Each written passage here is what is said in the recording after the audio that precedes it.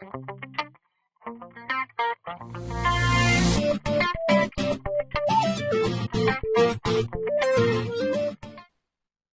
to your third Visual Basic tutorial. We're going to be learning about variables. So let's go ahead and open Visual Basic.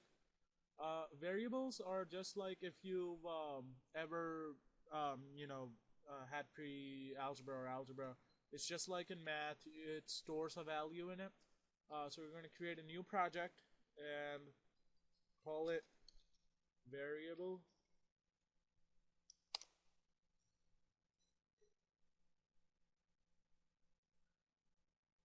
Okay, in our form, just we don't really need anything because this program isn't going to do anything.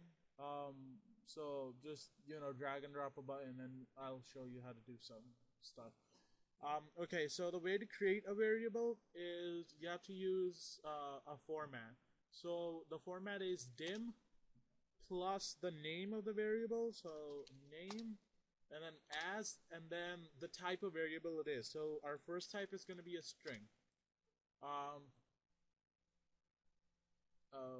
can't use name, so we're just let's just use str to stand for string. Dim str as string, and a string.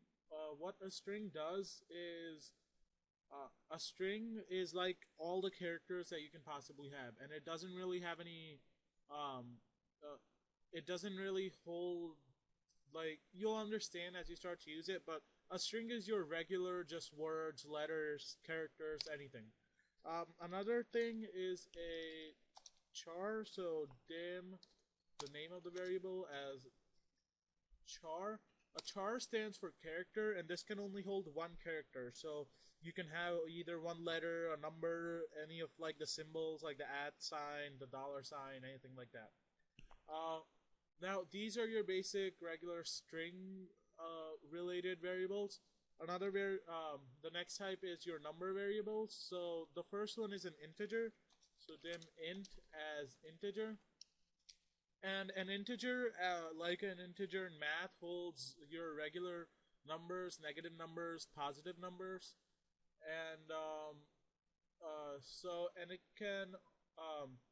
and then another type of integer, I guess you can say, is a long. And a long holds a lot longer integers than an integer can hold. Um, and that's just the way the language works. Also, there's dim short as short, which is the opposite of long. It holds shorter numbers than an integer does. And as you can see, an integer can hold 32-bit values, long can hold 64-bit, and a short can hold 16-bit.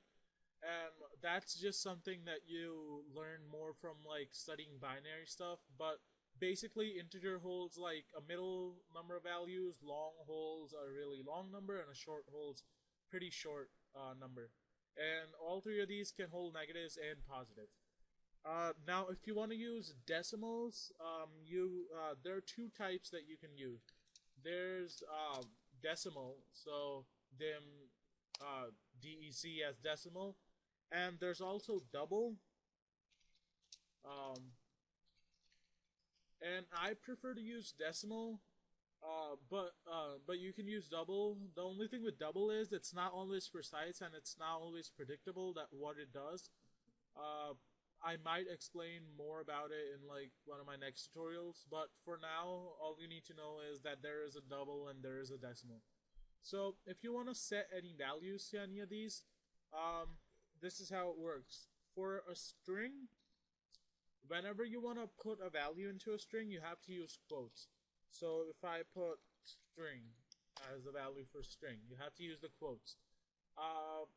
The next thing, if you're using something like say you have a text box in here, and you want the value of that text box to come into a string, you don't have to use quotes, and all you do is put textbox1.text, and that automatically gives out a string value.